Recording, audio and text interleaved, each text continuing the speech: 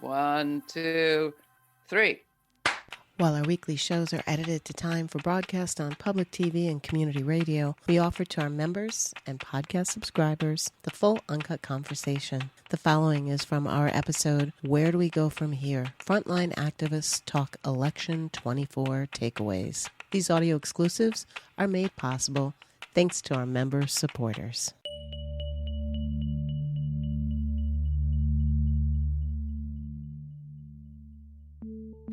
Tens of millions of Americans cast their ballots in one of the most divisive elections in our lifetime and brought us here. A blowout comeback for Donald Trump and the MAGA right. So what happens next? What are the teachings and takeaways from this historic election season, and what lies ahead for people, the planet, and the American Democratic Project? On November 6th, we are gathered with a group of thinkers and doers to help us think through this moment and consider next steps. Joining me are Guerline Jozef, founder and executive director of the Haitian Bridge Alliance, which is the only Haitian-American-led organization serving migrants at the U.S.-Mexico border. Judith LeBlanc, a citizen of the Caddo Nation and executive director of the Native Organizers Alliance. And Serena Sebring, executive director of Blueprint, North Carolina, a progressive ecosystem of nearly 60 groups working to build inclusive democracy in that state. Where do we go from here? Well, first off, I just want to thank all of you for being with me and everyone here at Laura Flanders and Friends. This was a rough night, and I am happy to be with you today. And I'll start with the question that I often start with to help us sort of land where we are and begin this conversation. And that is, who is uppermost in your mind, on your heart, as we start to talk? Let's start with you, Judith. Who are you thinking about? I am thinking so much about my grandchildren. I am thinking about the people who've walked on the land where I have been leading up to the elections, which is the Crow Nation in Montana. And I'm thinking about not only what they were doing, but how they felt when they were doing it. And I'm thinking about my grandchildren, about how they will feel when they look back on the 2024 elections. And in both instances, it keeps me in balance. It gives me hope. Guerline, what about you? Who's uppermost in your thoughts this morning? I am thinking about the people whose lives are at risk of deportation, who's the 11 million undocumented people who have been giving everything to the United States, but their future is uncertain. I am thinking of our children. I am thinking of what it might look like for the next 4 years, but the result that can go beyond that. But I am determined, undeterred. I have buckled up my seatbelt and I am ready to push forward, but really, really thinking about those less fortunate in extreme vulnerability right now. Thank you, Guerline. And coming to you, Serena, we have followed your work over the last 4 years. I know you have worked your heart out. How's your heart today? My heart is with Black women today. With myself, with my daughters, with my partners, with my neighbors. And I think, as Guerline said, steadfast, steadying. I'm breathing this morning. You know, it is our work, but it is also our lives that we're making sense of this morning as we wake up. And I'm, of course, thinking of my children and my community. There's a lot to be proud of today, too. And so I think I wake up with a mixed bag of emotions. My first thought was, I don't trust anybody who knows the right thing to say today, and I hope nobody expects that of me. Fair enough, and may I echo that emotion. Let's pick up where you started, Judith, which is what did happen in this election. Not just what happened, but how it happened and the energy and emotion that went into so much of it. You referred to the struggle in Montana. North Carolina was in play, a swing state for the first time for Democrats in years. And we saw some extraordinary efforts that will, with any luck, put organizers in good stead for the future. But are there stories you want to share about how this campaign was waged by the people that you worked with? Judith. Well, there's only one thing to say the day after, and that yesterday was a good day. It was a good day, and I told many across the country who were working in 12 states with over 160 moccasins on the ground for the last 2 months. I said, everybody enjoy this day because we are reaping all of the good things and the good feelings among our people. And we're going to give a snapshot to the world, really, about who our people are. The end point, though, is that organizing is our medicine. It's our medicine, was our medicine yesterday, and it is our medicine today. That hasn't changed. And I saw in our works over the last 2 months in these 12 states on Indian reservations, rural areas, and in urban areas that the native power that we have been leveraging under the Biden-Harris administration is still rising, that we have much to be proud of because of the structural and very real reforms that we made happen under the Biden-Harris administration, and that we are going to be building on those experiences. I just would end by saying, I'm very realistic that the right-wing ideology has influenced a sector of my community. And so we have a lot of work to do. But I will quote one person: it's good work, it's hard work, it's joyful work. We'll come back to some of the challenges that were faced in the process, but I thank you for starting us there. What about you, Serena? An extraordinary day in North Carolina, by all accounts, no question. Extraordinary. I mean, we saw record turnout over and above the records that were already set in 2020. We saw record turnout across every demographic in our state, every corner, even the counties, the 25 particularly impacted by the storm Helene. North Carolina voters were unstoppable. They faced tremendous odds, intimidation at the polls, misinformation, a new process of voter ID, long lines, and we saw them show up again and again in record numbers. We did our very best as Team Justice to support them. I'm so proud of our team, and by that I mean our staff, but also this Team Justice that came together over the last, 4 years to prepare for this moment. We are, in fact, bigger, stronger, more tightly knit together, and we know how to collaborate and work under the harshest conditions. And so I have some hope, but also just a tremendous amount of pride to be in this state of 100 counties of hometown heroes who believe in our power. Guerline, coming to you, one of the big fears going into the night was that people who might fear that they would be perceived as immigrants would not dare to vote because of the threats that were articulated in the run-up to the election. What did you actually see there at the Bridge Alliance? What we saw within the Haitian-American community, but specifically around Black immigrant communities around the country, we saw people really started to get energized. And they were really hopeful that they will not have to deal with the aftermath of the elections. We saw a lot of hope. We saw a lot of vigor.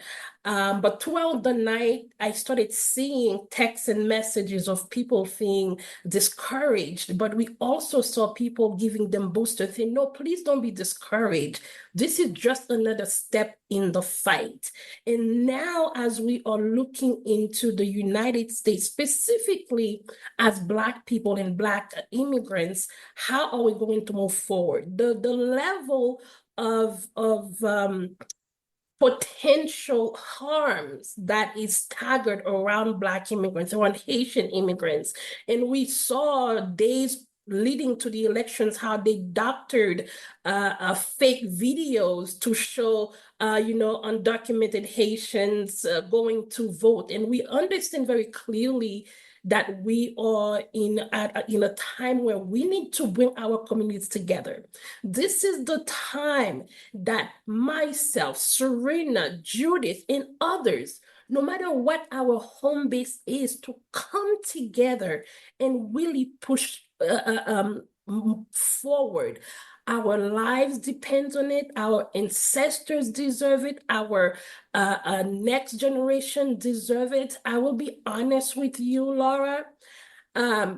What I saw prior to the elections, how people were hopeful, and what I watched during the night, how hopes were up and down, and the stress that came with that. And I was calling to check on folk that I know were really engaged. They were literally in their beds crying. And then I would tell them, get up, pick yourself up. This is the time that we wipe our eyes, we keep moving, and we reach across the aisle. We reach across to our neighbors. We reach across to different communities. We reach across the native indigenous folks. We bring our force together. And honestly, we are hopeful for what we are going to accomplish to fight against anything that is creating to divide us. Some of the things that you've mentioned, of course, weaponized deepfake videos, social media, will come in for a lot of analysis and criticism in the years to come. I don't know about control, but we'll talk about that. Another thing that concerned many of us was threats of violence. And we did see, well, according to Timothy Snyder's Substack, a serious problem of Russian-instigated bomb threats, not real bombs, no real violence, but threats in 5 states, no fewer than 32 polling stations in Georgia, and in Arizona, in Navajo country, apparently 4 sites targeted with these threats. Again, just threats, but suggesting a serious problem. Judith, did you follow any of that? Was that significant?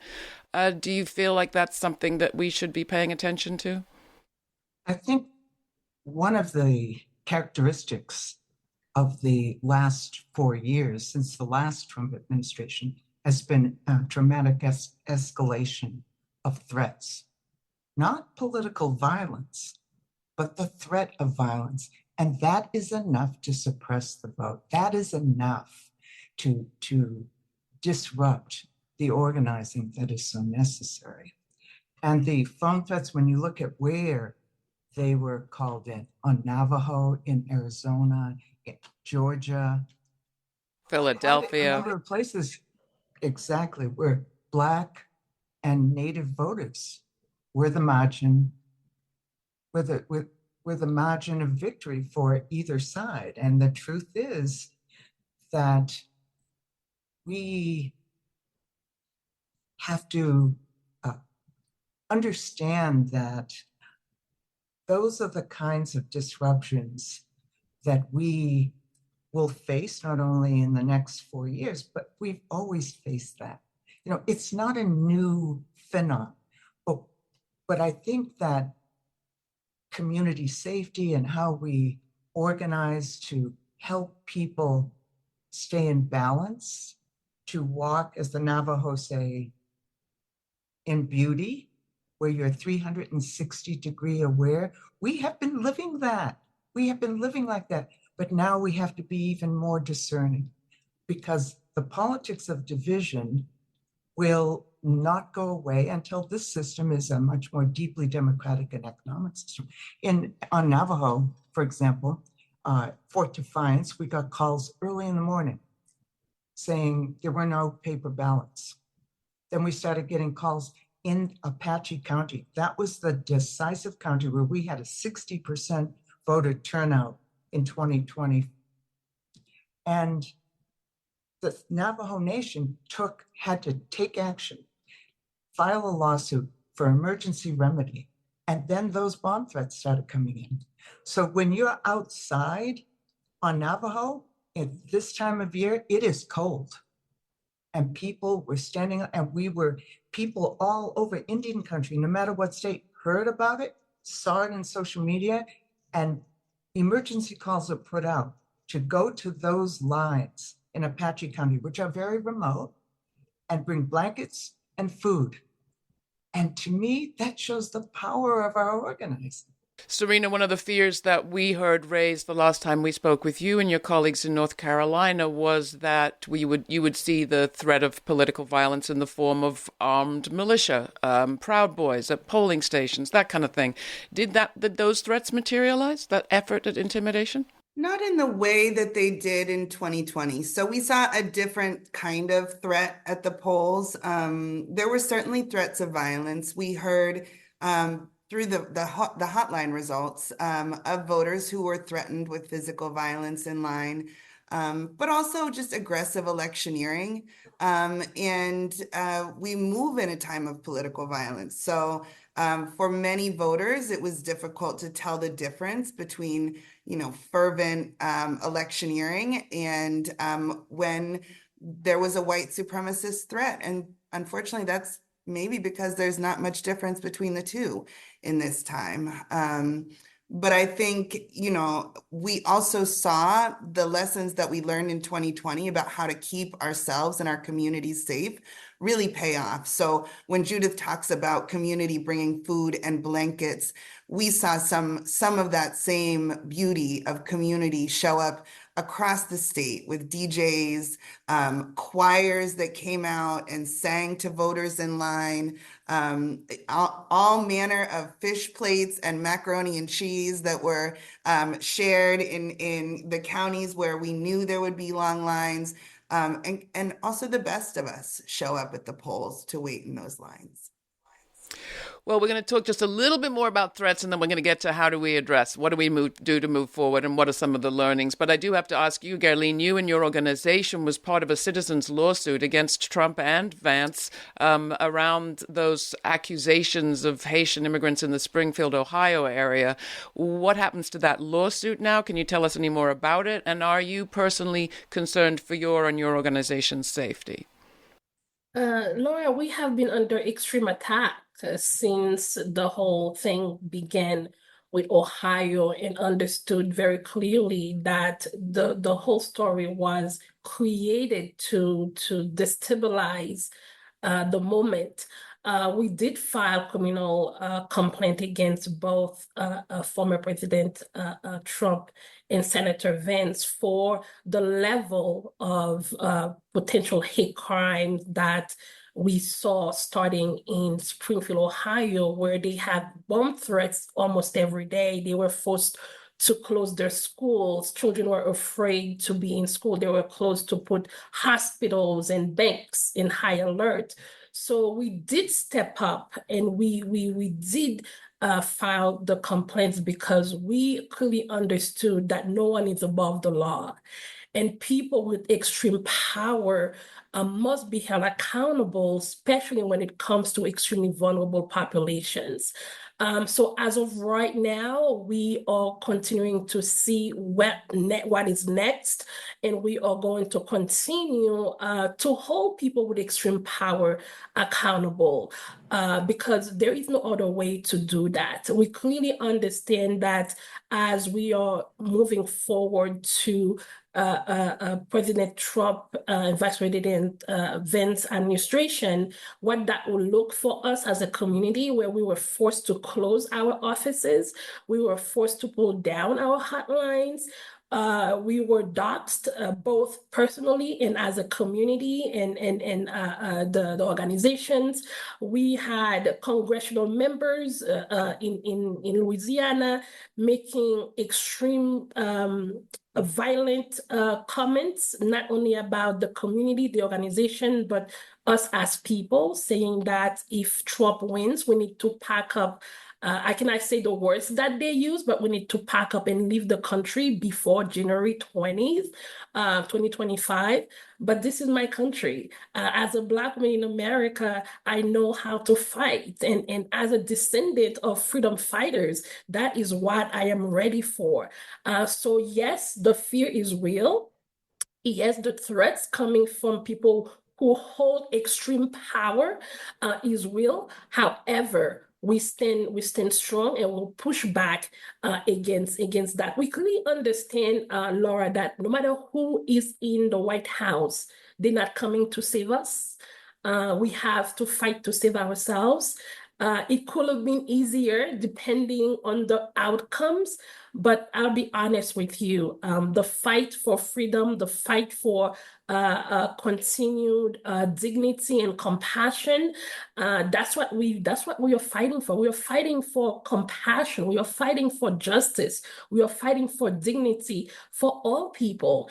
And one thing we also said is that we understand in the United States, we do not have an immigration problem.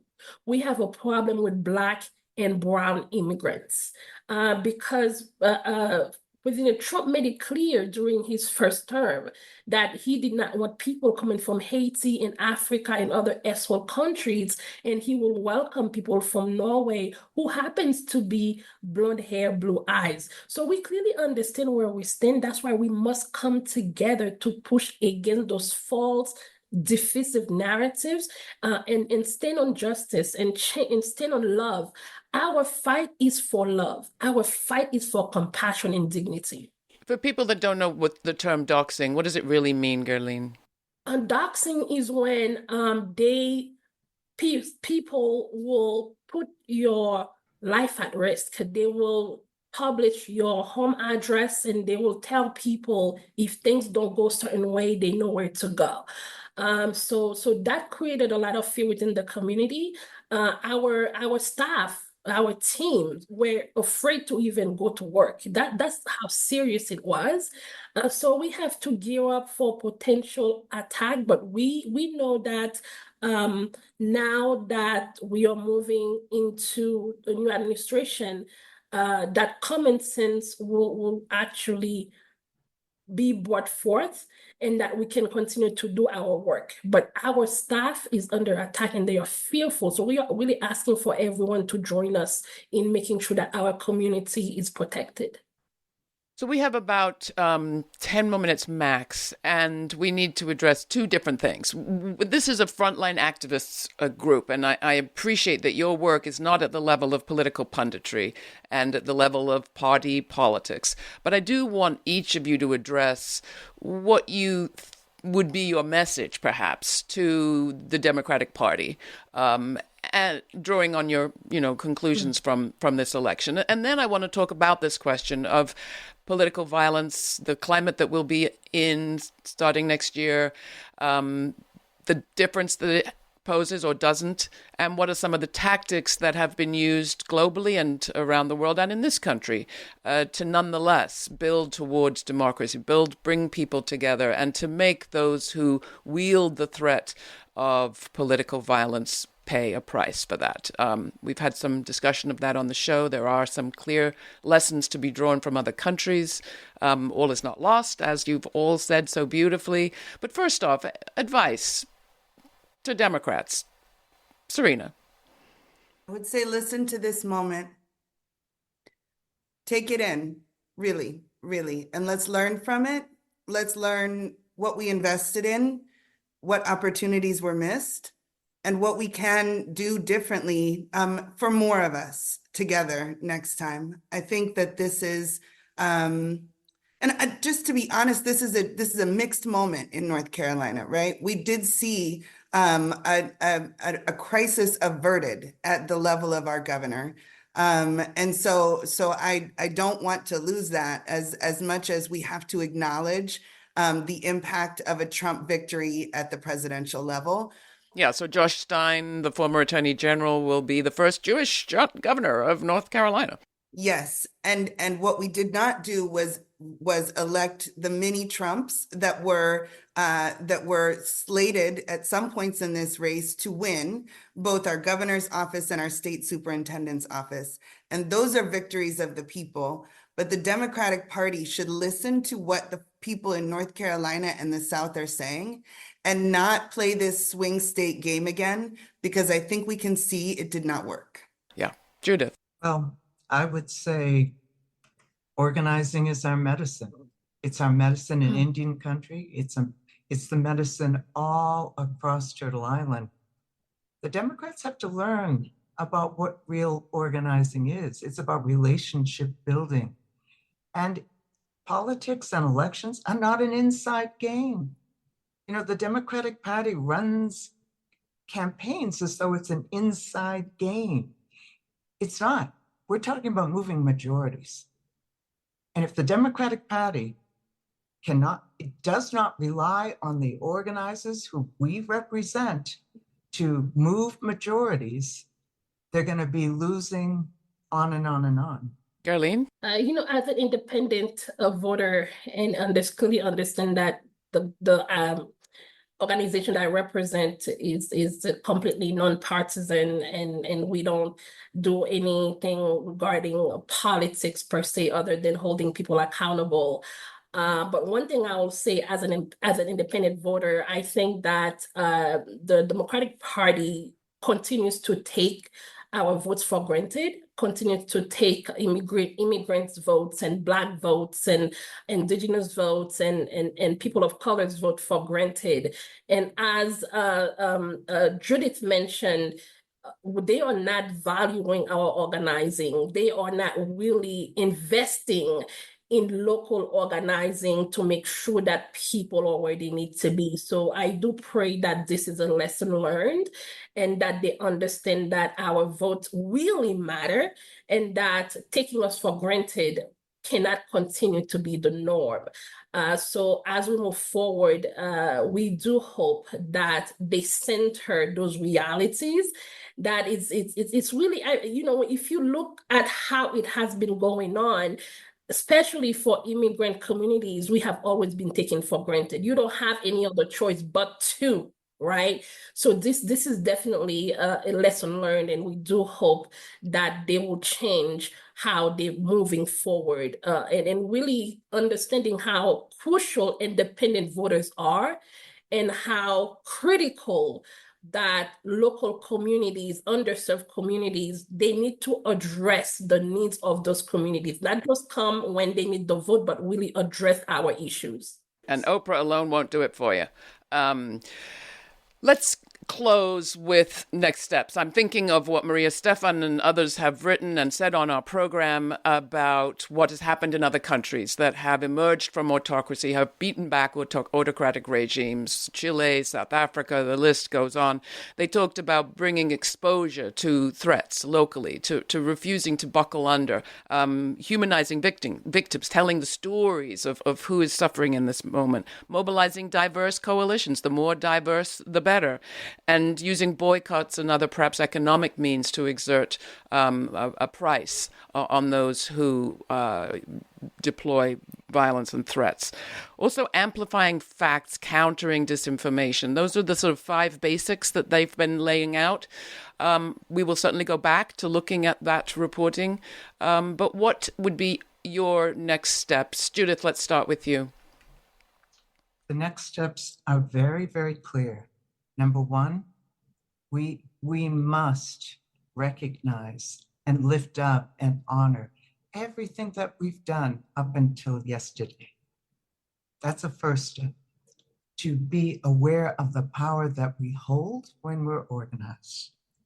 The second next step is to contextualize political violence or the threat of it. Violence will not solve the complicated political problems we face in the 21st century. pure and simple. And that takes a lot of spiritual and political discipline. That means that we cannot adopt the tactics of those who seek to oppress, suppress us. We cannot adopt the tactics of the system. And thirdly, Guerline, go quick. And thirdly, 50-state strategy, organizing in all the states. Guerline, 30 seconds. Get back to the basics, prioritize people's needs and center the realities impacted populations. Completely agree to everything that Judith mentioned, but understanding that our North Star is justice, our North Star is love and compassion. And so we are ready to move forward in that direction. Serena.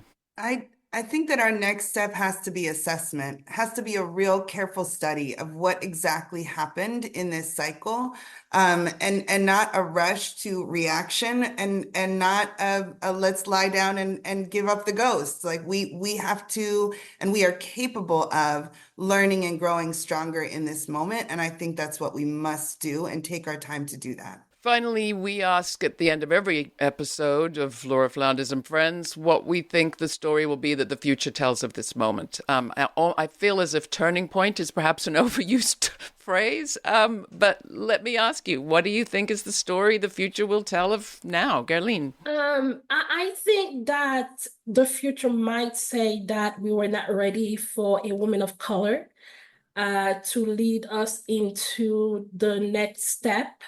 Which is very unfortunate. I think that the future will tell us to refocus our priorities.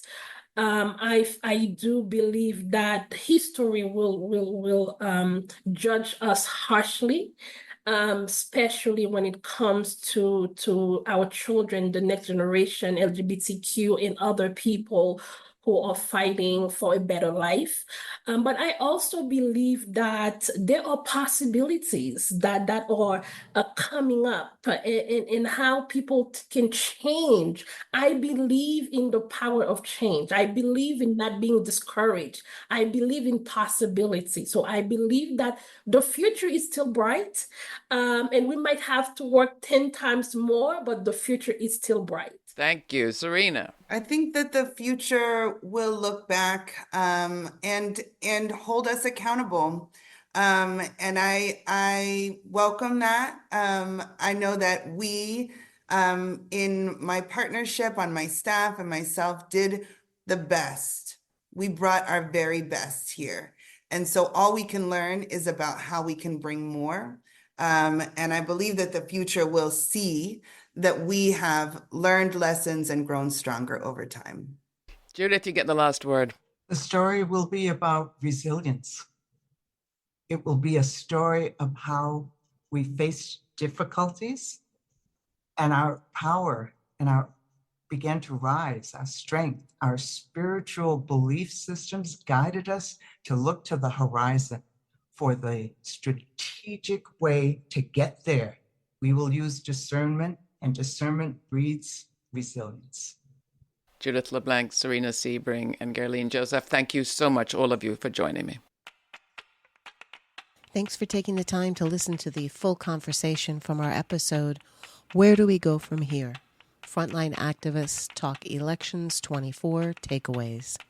For more information on this episode, check out our show notes posted at patreon.com/Laura Flanders and Friends. These audio exclusives are made possible thanks to our member supporters. Please consider joining our members now by making a one-time donation or make it monthly.